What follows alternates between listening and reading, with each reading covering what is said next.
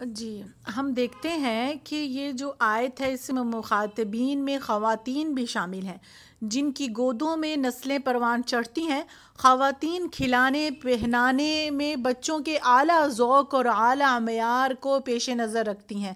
ہر ماں کی میرے سمیت یہ خواہش ہوتی ہے کہ اس کا بچہ اپنے لباس اور وضع قطع میں اپنے ہم عمروں میں نمایاں نظر آئے، یونیک پرسنالٹی ہو میرے بچے کی، اور یہی بچوں کی والہانہ محبت والدین کو حدود شریعت سے بھی غافل کر دیتی ہے۔ معزز سامعین، والدین کے لیے یہ امر بڑا ہی باعث تفکر ہے کہ اولاد کا مستقبل مادی لحاظ سے مستحکم ہو اور وہ دنیا کی فانی زندگی مکمل عیش و عشرت اور سرور اور شادمانی کے ساتھ بسر کر کے اس کے لیے عصر حاضر کی جدید تعلیم اور جملہ پروفیشنل کورسز پر نگاہ رکھے، ٹھیک ہے نا۔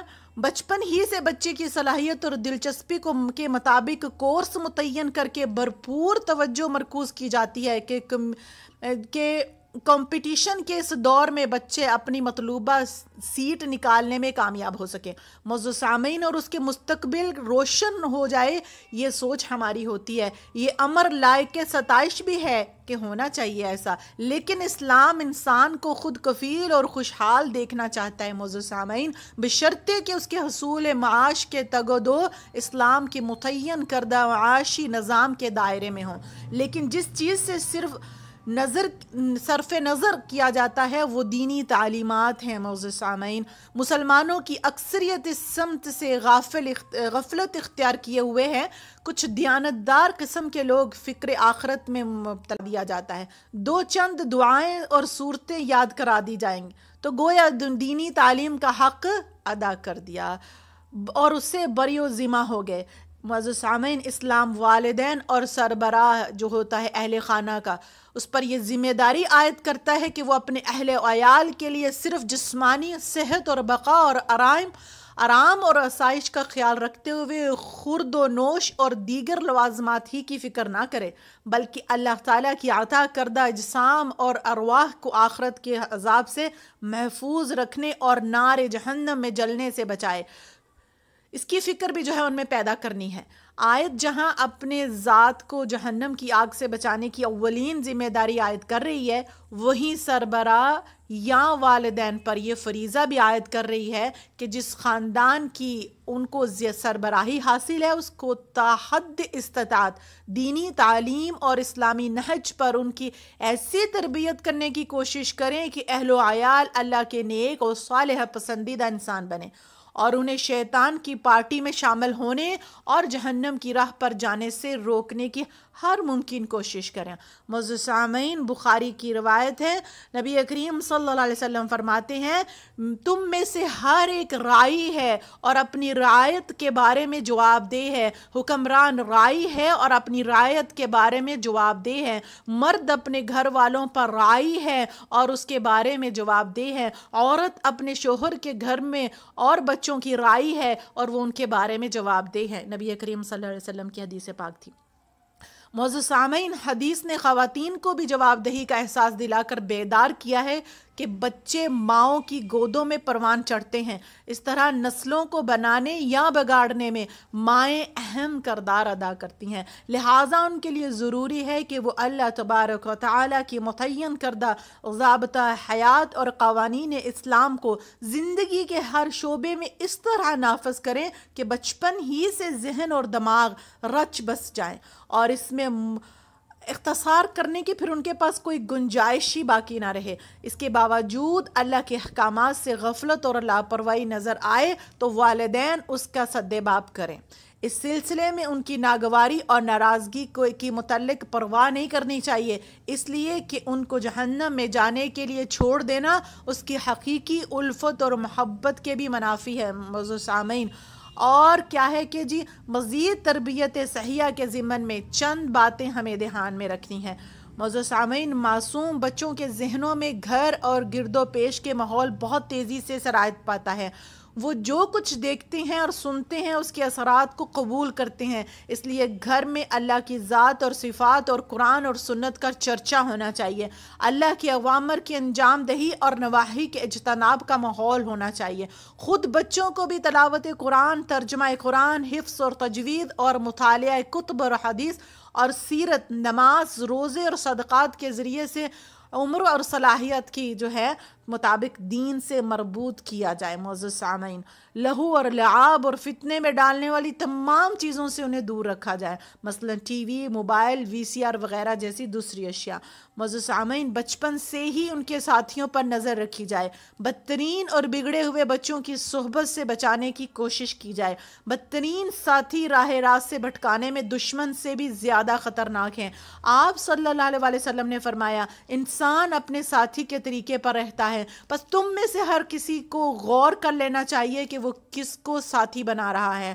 معزز سامعین، بچپن سے ہی مومنانہ اور صاف اور بلند اخلاق کی تعلیم دی جائے، گھٹیا اور ارذل ترین اموار سے جو ہے نفرت پیدا کی جائے تاکہ ان سب سے اجتناب بچوں کی فطرت بن جائے۔ آپ صلی اللہ علیہ وسلم نے فرمایا، بے شک اللہ بلند اخلاق کو پسند کرتا ہے اور لغویات اور بد اخلاقی کو ناپسند کرتا ہے۔ معزز سامعین، بچپن سے ہی لباس اور وضع قطع میں اسلامی اصولوں کا پاس اور لحاظ رکھا جائے۔ مردوں کے لیے سونا اور ریشم حرام کر دیا گیا، لہٰذا بچوں کو ان کا استعمال کرنے سے گریز کیا جائے بچپن سے ہی۔ کچھ مائیں لڑکیوں کو لڑکوں کے لباس اور وضع قطع میں رکھنا پسند کرتی ہیں، اسی طرح کچھ مغربی تہذیب سے متاثر ہو کر بالکل یورپین انداز میں اپنے بچوں کو دیکھنا چاہتے ہیں۔ یہ چیزیں فطرت کو مسخ کر ڈالتی ہیں۔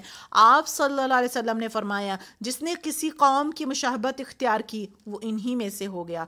معزز سامعین، بچوں کے دل میں اللہ تعالیٰ کی حقیقی محبت پیدا کرنے کی کوشش کی جائے، نیز امور دینیہ کی تعظیم اور تکریم احکام اسلام پر عمل آوری کا احساس، رسول اللہ صلی اللہ علیہ وسلم کے واقع حجت اور آپ صلی اللہ علیہ وسلم کی رہنمائی میں زندگی کا سفر طے کرنے کا جذبہ دل میں بٹھائے اور ان کے اندر فکر آخرت ڈالی جائے۔ معزز سامعین، جس نے اللہ کے لیے دوستی کی اور اللہ کے لیے دشمنی کی اور اللہ کے لیے دیا اور اللہ کے لیے روک رکھا، اس نے اپنے ایمان کو مکمل کیا۔ یہ نبی کریم صلی اللہ علیہ وسلم کا فرمان ہے۔ رسول اللہ صلی اللہ علیہ وسلم نے فرمایا، تم میں سے کوئی شخص مطلوبہ درجے کا مومن نہیں ہو سکتا جب تک کہ میں اس کی نگاہ میں اس کے باپ، اس کے بیٹے اور سارے انسانوں سے زیادہ محبوب نہ ہو جاؤں۔ یہ بخاری کی روایت ہے۔ معزز سامعین، دنیاوی امور کی تحصیل کے ساتھ ساتھ علم دین کی خصوصی طلب پیدا کی جائے اور اس کا نظم اور انصراف کیا جائے، اس طور پر کہ علم دین ہی حقیقی کامیابی کا زینہ ہے۔ اس سے غفلت اور صرف نظر کی سنگین اخروی جو نتائج ہیں ان سے ان کو آگاہ کیا جائے۔ ان تمام تر امور کی تعلیم اور تربیت میں شفقت اور نرمی، محبت اور خیر خواہی، مہربانی اور خوش خلقی کا طرز عمل اختیار کیا جائے۔ معزز سامعین، سختی اور مار پیٹ سے گریز کیا جائے، ہمہ وقت برا بھلا اور سخت سست کہہ کر ان کے جذبات کو مجروح نہ کیا جائے۔ معزز سامعین، والدین اور سربراہ کے لیے ضروری ہے کہ اپنے اہل و عیال اور زیر تربیت اور کفالت افراد کے سامنے خود کو اسلام کا عملی نمونہ بنا کر پیش کریں۔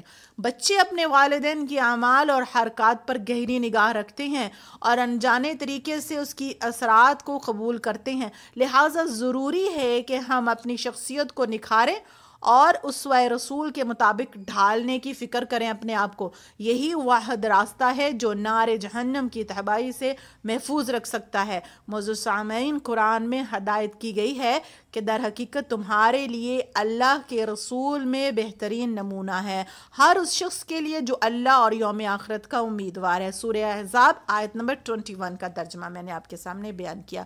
اور آخری بات یہ کروں گی کہ اپنے اور اپنے بچوں کی اصلاح اور ہدایت اور رہنمائی کے لیے اللہ تبارک و تعالیٰ سے قبولیت دعا کے اوقات میں فرض نمازوں کے بعد مسجد کی تاریکی وغیرہ میں باکثرت دعائیں کی جائے، اور قرآن مجید میں بھی سورہ فرقان آیت نمبر 83 میں اللہ تعالیٰ فرماتے ہیں کہ نیز ضروری ہے کہ اپنے لیے اللہ تعالیٰ سے توبہ اور استغفار کے ذریعے مغفرت طلب کی جائے، ہدایت کی راہ پر چلنے کی کوشش کے ساتھ ساتھ اللہ تعالیٰ کی توفیق بھی طلب کی جائے. نار جہنم سے آزادی اور جنت کا حصول ممکن ہو سکے گا. ایک حدیث میں محمد صلی اللہ علیہ وسلم فرماتے ہیں کہ جنت میں ایک کوڑا رکھنے کی جگہ دنیا اور دنیا کے سر و سامان سے بہتر ہے. اللہ تعالیٰ ہمیں عمل کی توفیق عطا فرمائے. اللہ تعالیٰ ہمیں اور ہمارے بچوں کو جہنم کی آگ سے بچائے. آمین. السلام علیکم ورحمۃ اللہ وبرکاتہ.